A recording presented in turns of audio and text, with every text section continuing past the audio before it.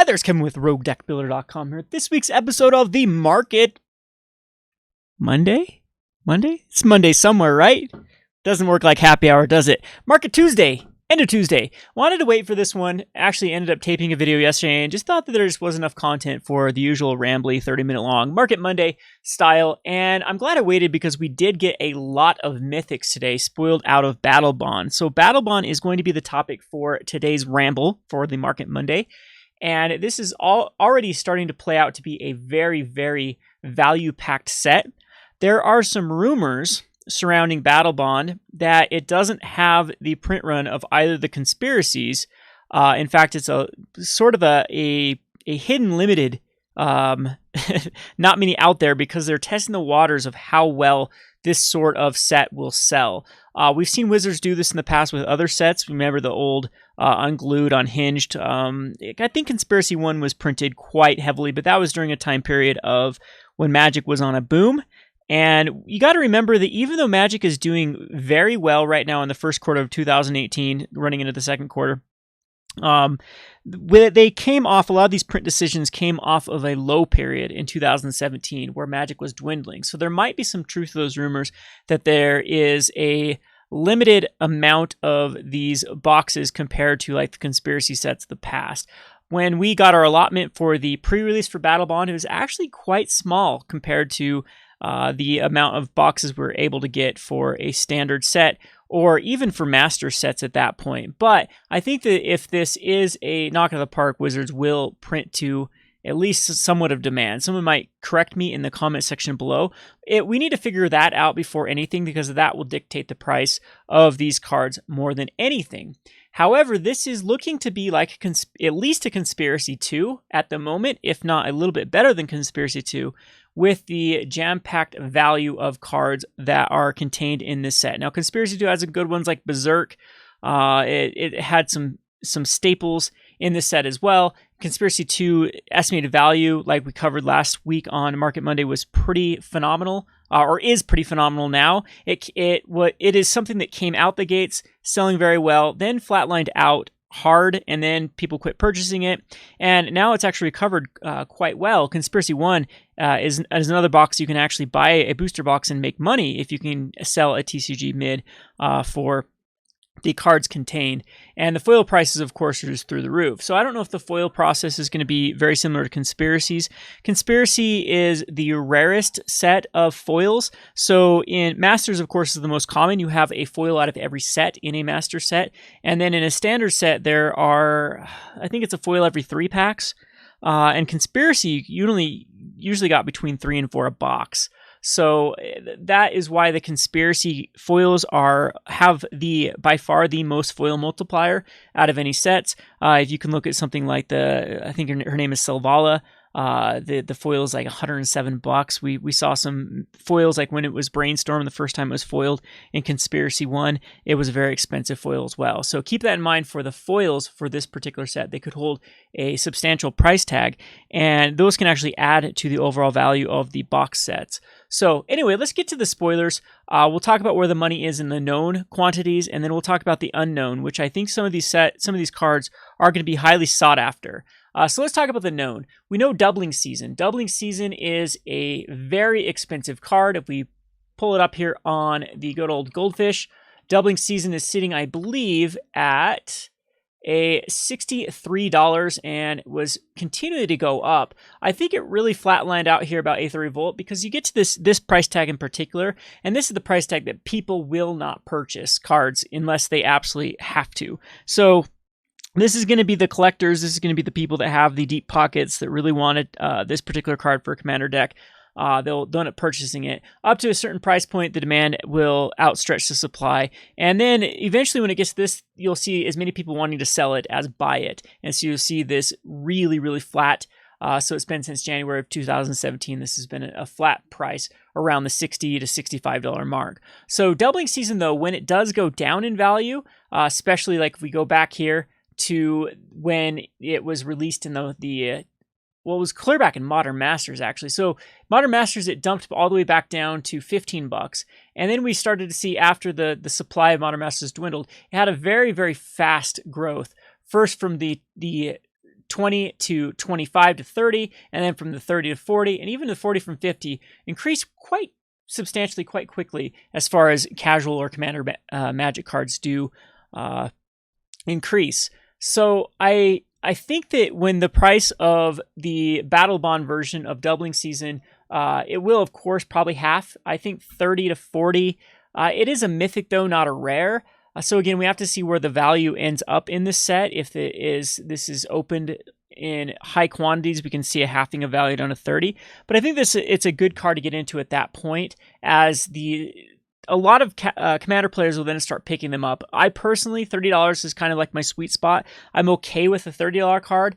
I start to get, I'd rather spend more. I'd rather, have 4 $10 cards in different commander decks than one $40 card.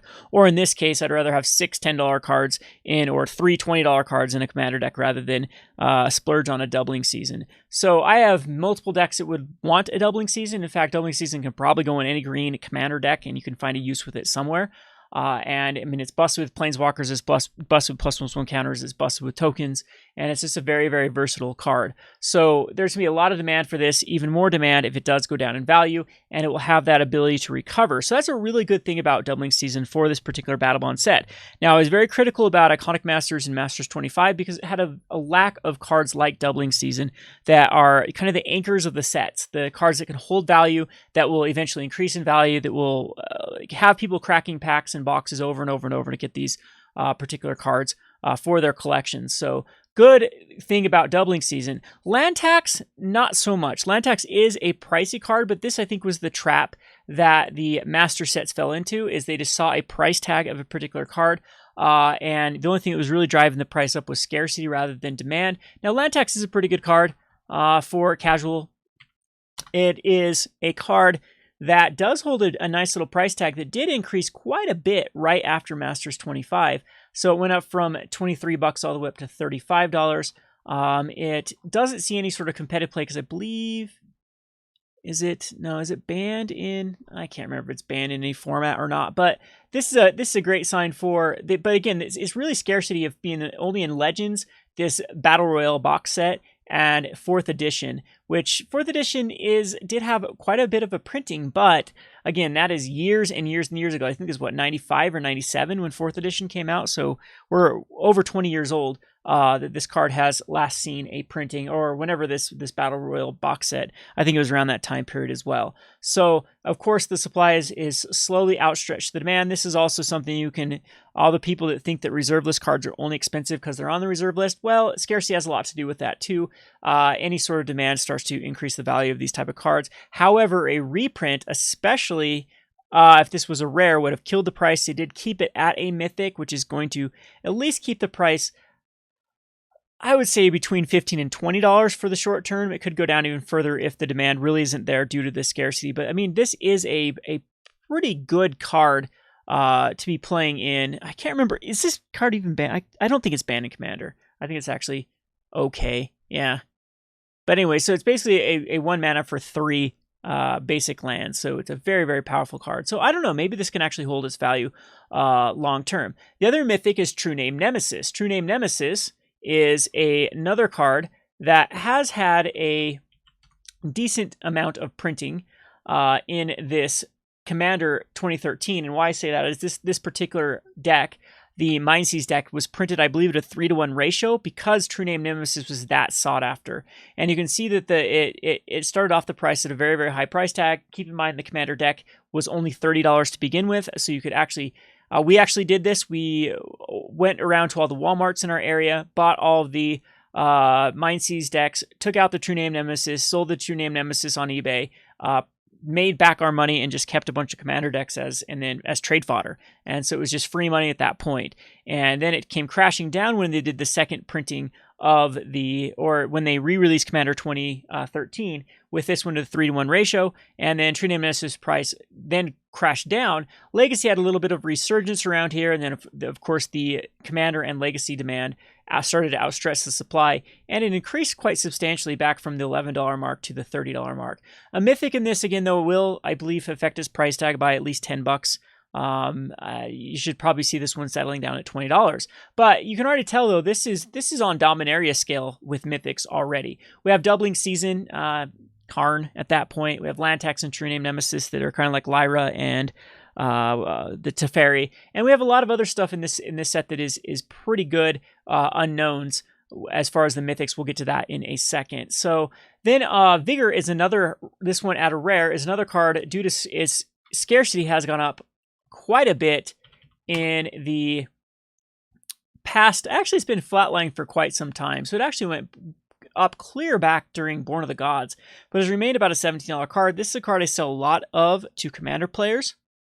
It is a 6/6 for 6, and if damage will be dealt to a creature you control other than Vigor, you prevent damage, put a +1 counter on that creature for each 1 damage prevented this way. So it's a way to protect all of your other creatures, give them kind of like a pseudo hexproof versus damage. It also works in any deck that wants +1/+1 counters. I remember I had this in a Azuri deck as well as like a Momor Vig +1/+1 counter deck in my Commander experiences before. So that's a good sign too, having a $17. This one is the card that should be crushed though. So don't expect this card to hold any price tag above $4 or $5, I would say. But still, that's something. It pays for its pack value, and it is a card that if it does come completely crashing down, it's a good investable target at that $1 mark. You know, that's not really unheard of actually when you look at like cards like Runescarred Demon and Kakosho. Like those seem to get hit by master sets quite substantially, and since this is Battlebond, Vigor could even get slammed even more. So keep that in mind for that particular card. So we have another one with Tidespout Tyrant. This is a card that's been increasing in value, I believe, in the past. Yeah, it's had that nice Commander steady growth from about Eternal Masters. This is a card that is an all-star in my Animar deck for sure. It's pretty broken in like new Jorah of the Weatherlight type decks. You can just go infinite in a lot of different bounce combos. So play a spell, bounce a spell, play a spell. So anything that costs free can just keep looping. So of course with Amara, this is usually the Tidespout Tyrant. Starts looping all my Eldrazi's back and forth until my opponent's infinitely milled or all their permanents are killed with Oblivion Sower and Ulamog. I think all of my Commander group is sick of this card for sure. But you can see this is also a card that has had this nice price trajectory up from the low of... Let's see, this is about $7 up to about $9 now. It's had this nice increase though since the 8th Revolt. So it's another much needed reprint for the Commander set. So we have the Pauper card that is reprinted, which is something that we do need a lot of. So this is a card that did get reprinted in Eternal Masters, but actually didn't affect the price too much. So Chain Lightning is still sitting at a $4 price tag, and I think, let's see what happened after. So it was before it came out at 8. Let's look at the original here. Was this only in Legends? That's what, and in this Fire and Lightning deck. So yeah, Legends. Let's see what happened when Eternal Masters came out. Was right here. It was about a $14 card, and then got killed all the way down to about a 7. Started going back up, but this also should decrease the price of even the ones from Legends. So this though, as an uncommon, I wouldn't be surprised if this follows suit of like cards like, I know it's not as versatile as Ash Barrens, but it does have a lot of demand from one tier deck from Pauper, which is just the burn. Looks like some other decks have been starting to use it. And this looks like this is just a burn deck as well. This is the new Get You Lava Runner version of burn rather than the Thermal Alchemist version. This is a deck I do need to try out, by the way, but we'll not focus on Pauper here. I'm gonna actually do an entire week for my Pauper preparations for Grand Prix Las Vegas. I will be playing in the Pauper Championship, so I'm trying to get my bearings within Pauper again. Been playing a lot of Arena. I'm kind of dusty on my my Pauper. So anyway, let's get back to it. So that's a good little reprint, though. This should hold at least $1 price tag, I would say. Another notable reprint is the Diabolic Intent. This is a card that I am very surprised a lot of my own play group doesn't play a lot of, because this card is absolutely busted, because a lot of times this sacrifice is very relevant. I first fell in love with this card from Teysa, Orzhov Scion deck, with the Diabolic Intent also getting value out of sacrificing creature. So cards like Solemn Simulacrum, of course, love to not only get to sacrifice a card that wants to die, but also go to tutor for any card. So this was a card that was going up in value, having that nice little price trajectory or this little slow tick up that doesn't ever really hit the movers and shakers. So it just slowly creeps up on people. And then all of a sudden they come here, oh, my $9 Diabolic Intent is $16, now $22. So another rare that is a good reprint. I actually think that this one is going to be able to hold a lot more value because this is another education card. I think the more people that get acquainted with this card, the more people will want this card. That's kind of the same reason I keep trying to teach people about Null Chamber. Well, first of all, because I own over 300 copies of Null Chamber. So, of course, there's some self-promotion here, some shameless self-promotion for Null Chambers. But also, it's a really, really good card. And when people actually use it, they get to see how well it works in Commander, especially how political this card is. It is a 4-mana, you and target opponent each name any card except a basic land. Those cards cannot be played. A double Nevermore. And I've had a lot of fun locking out my favorite game ever with this card. I've told the story before. We have a person who used to play Krenko and a person that played Skithrix. Both of those were turn 4 decks and have a hard time dealing with enchantments. So I made a deal with the other commander player named Skithrix and Krenko and basically shut those two out. Also, those are two commanders that really rely on their commanders. And so it was, people were sick of dying to both of those commanders. We were able to shut it out with Null Chamber. And right after that, everyone in my play group bought a Null Chamber, and I've seen it played more and more. But I think it's just that people don't even know this card exists as why it doesn't see play because the power level's on par. I think Diabolic Intent kind of suffers from that exact same thing. It's a 2-mana tutor, which is very, very powerful, and it can be exploited in any deck that runs creatures, especially creatures that want to die. So there are a lot of, what's the elf that when it dies goes in and gets a basic land? Of course, Solemn Simulacrum should be going in most black decks to begin with, and black decks want to be running a lot of tutors just to tutor up, usually the Cobblecoffers or Borgtomi Yawgmoth type combo. So basically what I'm trying to say is Diabolic Intent should go in almost all black decks unless it's a very, very creature-less type strategy. Sour of Temptation is another notable reprint.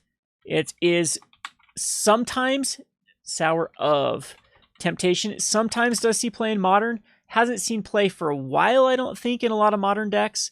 Okay, so it's only seen play in Legacy. But this has seen play in like fairies before. I used to see it play in some of the blue, like the Jeskai tempos. When it comes into play, you gain control of target creature as long as it remains in play. So it's a perfect tempo card. You get a 2/2 flyer back. You get to get one of your opponent's creatures. So get a Death Shadow type thing. And if you have ways to protect it after that, like you're in blue to counterspell to Cryptic Command and everything, you can then have your opponent's card as the win condition as well as your 2/2. So again, it seems like it fell out of favor here in Modern. This is probably when it was seeing some play in Modern and has gone back down to about the $10 mark, but it's still a fairly decent commander card, and you saw it was in Legacy. If fairies or wizards is something that it actually does combo with the wizard that just came out, the one that have wizards trigger twice when they enter the battlefield. So we should have seen a price little increase from that, but I guess people just didn't realize that was a good one to put in that deck. However, Sour Temptation, though, this will get killed. The price will get killed, I believe, in this particular reprint, as something's got to give with this amount of cards we've already talked about. We have the Swords to Plowshare. I think this is going to be the straw that breaks the camel's back. We saw swords go under 75 cents because I believe it was in both Master sets, right? It was in Masters 25 and Eternal, Iconic and Masters 25, and now they're also printing it in Battlebond. And so this is definitely going to be, where's Masters 25 here? This is going to be the reprint that absolutely just bottoms this out. It did see a nice little price increase actually from its bottom at lowest at 85 cents, but I believe I was finding these on TCG for 35 cents a piece all day long right now. And again, as an uncommon, at least it's not a common to really kill it, but I think this is just going to be, they've printed a lot of these in Commander sets before, in Conspiracy 1, in Iconic Eternal, Masters 25. If anyone even touches this card, I think that's bad news because I think they'll just reprint it. Even Commander 2017, Commander 2016. It does see a ton of play in Commander, so it does have that Soul Ring or Cyclonic Rift or kind of Command Tower effect that even though it gets reprinted, it will still hold its value and go up until its next reprint just because of how much it sees play. However, I don't think this is a very good target. I think that they should have given this a break before they got another reprint. So I think that's the notable reprints that have been reprinted in Battlebond at the moment. Impulse and Peregrine Drake are a little bit above bulk, but not by much. And yep, that's about it. So let's go to the value. Now that I've scrolled down, I think this is the big unknown. The big unknown is these lands. These commander lands is what I think we should call them. The Bountiful Promenade, the Luxury Suite, the Morphic Pool, the Sea of Clouds, and the Spired Garden. Unfortunately, we only get allied colored. Again, they didn't finish off the complete. Maybe this will be for Battlebond 2 when they do the complete set of them and get the enemy colored ones. However, I think that every deck that can utilize these will utilize these in Commander. They are pre-selling right now for $10, which I think is actually a bit low. I know that Shocklands did get killed out of Return to Ravnica when they get reprinted, but I think the demand for these is going to be through the roof. They might go low for a minute here, but this Commander is a format that has a ton of players. And yes, they only need one ofs, but a card like this where multiple, see, you got to compare with Modern. Modern has 4 of, so of course those will go, people want 4 of any old fetch land in their Modern deck. And that will raise the price of that really, really quickly because of 4 being outstretched per deck. Commander can only get 1 out of the market at a time. However, I think people underestimate the amount of Commander decks that people have. And I think when people are going to decide which lands to upgrade their mana base first, they're going to go for these because there is no downside whatsoever to these lands. They are literally coming to play untapped. Yes, you can't tutor them up like you can the Shocklands or the original duels. However, they can just be put into play, untapped. That's it. And so every deck that wants this or can utilize this will utilize this. Of course, they'll be picking up at least the Spider Garden for like my Amara deck, and it'll be another source that will have a turn 1 untapped green source to then be able to cast a Mana Dork and then be able to cast Animar on turn 2, which is a much needed upgrade for my Animar deck compared to what I'm using. And I think that if these do sell anything lower than $10, I think these should be a snag for a lot of any of those that want to have the savvy investment for this particular set. Again, I don't know how much this set is going to be printed, but I think that $10 for 4 of these rares is quite is especially these like the white, blue, and the blue, black. I don't think it really matters for Commander because I think there's a lot of different color combinations throughout the Commander that are going to want these. There's a lot of 5-color Commander decks. In fact, the most played Commander deck or the most brewed Commander deck is the new 5-color one out of Dominaria. So right there's going to be a lot of demand for these cards right out the gate. So other notable new printings, the Arena Rector. I think this is the highlight so far for all the mythics that I've seen. This is, if anyone's ever played with Academy Rector, you know how good that card is. This card is bonkers. So the Arena Rector says it's 4 mana for a 1/2 when it dies. You may exile if you do search your library for a Planeswalker card, put it on the battlefield, and then shuffle your library. So in a 5-color deck, for example, you go get Nicol Bolas. In a black-white deck, go get Sorin. In any other card, what's another Planeswalker like in a Johnny? So it's first turn Soul Ring and a sack outlet, and then second turn, sack this to this second turn cast an Arena Rector and sack it to the sack outlet. You've got a turn 2 6 mana 7 mana Planeswalker. I mean, you gotta get a Karn or an Ugin, for example. Yeah, an Ugin or a Karn could go in any deck that goes in Arena Rector. This is a busted card for Commander. And I think it's going to be highly sought after, and I think the price tag is going to show. So we have seen some cards. A lot of times they flatline at about $10, like the Sanctum Prelate from Conspiracy, when it's just Commander only that is really trying to get the or the main cause of the demand is what I'm trying to say. When usually Legacy, these cards will be up to $40 when they come out if Legacy wants it. Now, this is a card I could see like a Legacy deck actually wanting to abuse because, like I said, Legacy can actually do some pretty crazy stuff on turn 2, maybe turn 3, get an Ugin or a Karn. That doesn't seem too far-fetched for Legacy for the Arena Rector. So this is the card that I think will be the chase card. Pair that with Doubling Season. I think you have 2 $40 mythics out of the set coming out the gates. The Planeswalkers are all right. I mean, they pair with each other. People are going to want them for the Commander deck with the Rowan and the Will Kenrith. I'm not too impressed with their abilities, but again, one tutors up the other. So it's almost like having a 6 mana and then you have to pay another 6 mana for a Planeswalker can activate 2 abilities, and which aren't, neither one of them are too bad. I think Commander players are actually going to like these in the blue-red decks. The Archfiend of Despair, I'm not too impressed with. Another opponents can't gain life, and at the beginning of each end step, each opponent loses life equal to the life that player lost this turn. However, demon decks do want this deck out. We could see a resurgence in the Shadowborn Apostle to try to get the Archfiend of Despair out. It's another demon for that deck, something that does have a pretty decent ability for Commander. Not my cup of tea, but this probably should hold at least a 5. Out the gates, it's going to be expensive, but I think you should sell this one, and it probably should settle down to $5 to $10, I would say. The Stunning Reversal is the other mythic that's been spoiled. There's been a lot of talk about this in Legacy because it seems to have a pretty broken ability. The next time you would lose the game, instead draw 7 cards and your life total becomes 1. So anything like Ad Nauseam that you can abuse and then cast this, you can literally go through your entire deck. Yeah, there's other cards that can do it probably more efficiently, but it is in black. You don't need to really splash into the other colors. Again, this won't ever enter into Modern, so we're not going to see any Modern shenanigans with this particular card.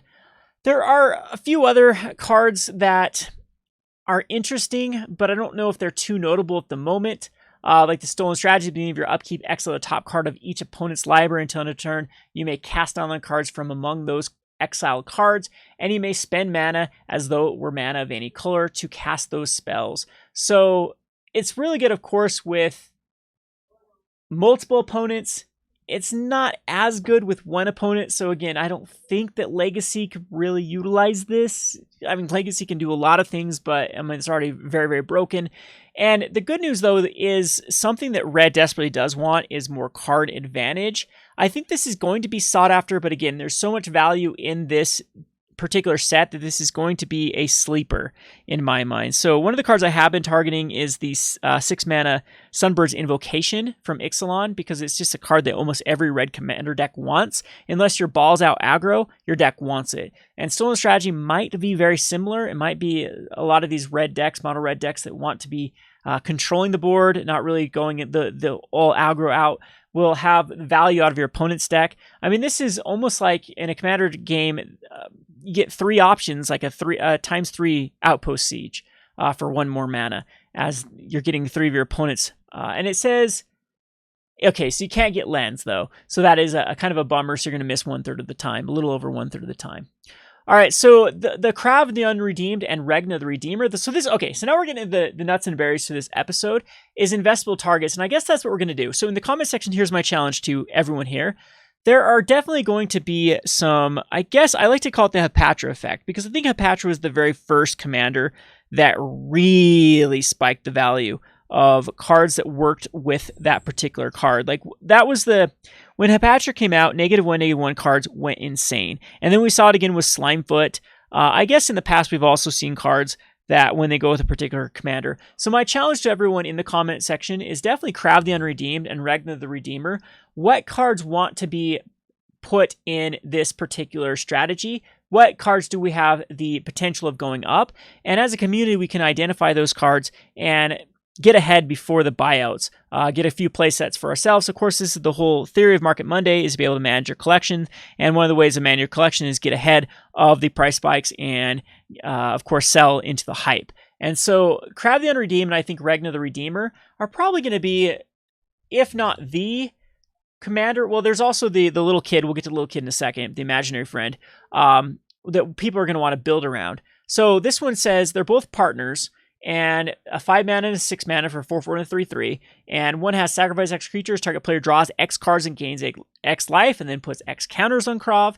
And the other one is at the beginning of each end step, if your team gain life this turn, create 2 1/1 white warrior creature tokens. So it's giving you fodder to then keep rinse and repeat, draw more cards. So, and it's actually pretty good because at the beginning of each end step, and so you can do this once per turn. So right off the bat, there's the snake. The 3 mana puts in a snake every beginning. If you don't control a snake, put one in at the end of each turn.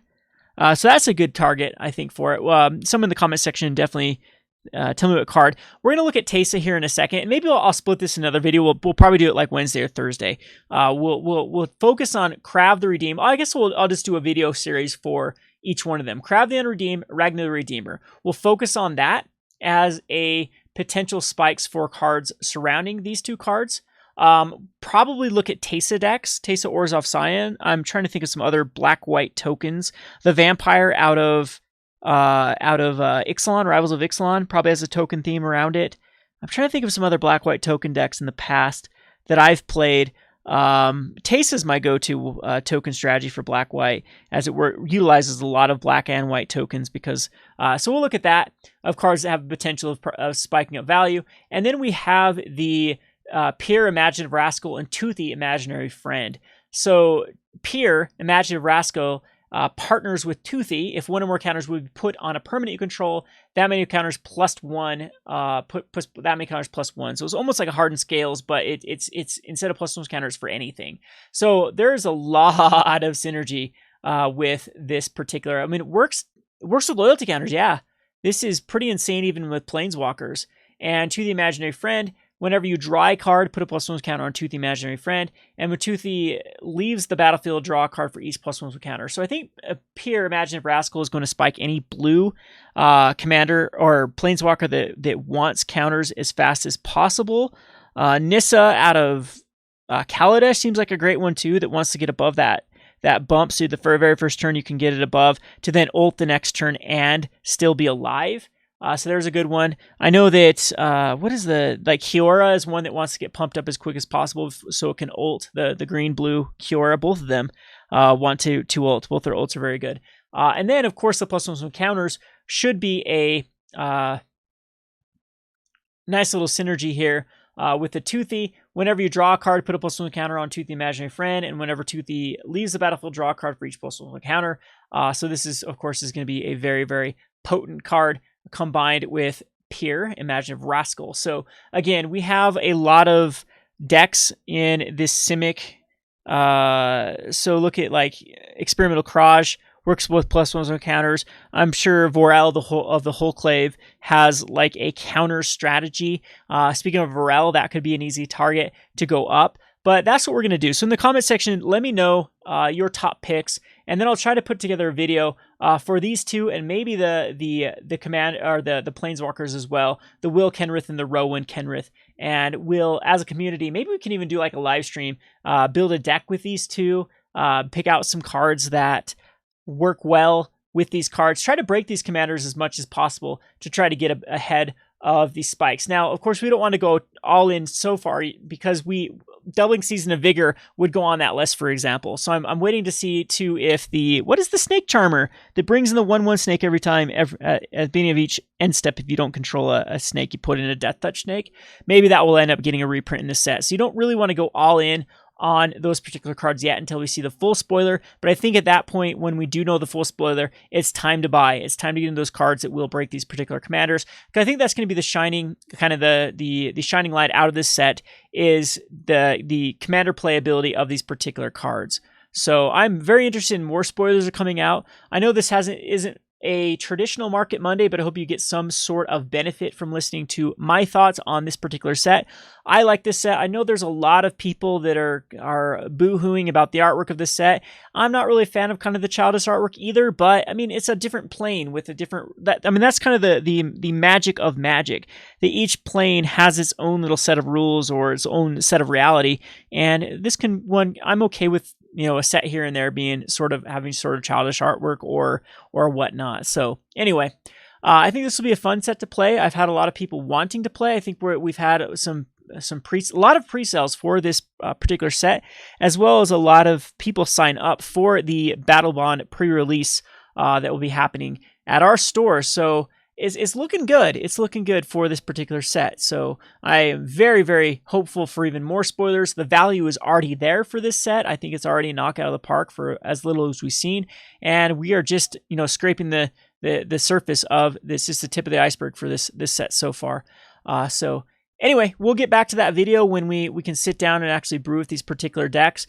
And again, try to really get ahead. Maybe get some lists out there on EDH Rec to even influence the market a little bit. I've always thought about doing that in the future. I know every time Saffron Olive does a deck list, those prices spike up no matter if the deck's good or not. And I know same thing if a deck gets showcased on Command Cast, that's, the price of those cards go up substantially as well. So maybe as a community, we can build these decks, we can post them, we can kind of shill them out and get ahead of these sort of things. Anyway, I hope you enjoyed this video. This has been Kevin with Rogue Deck Builder. Thanks for watching.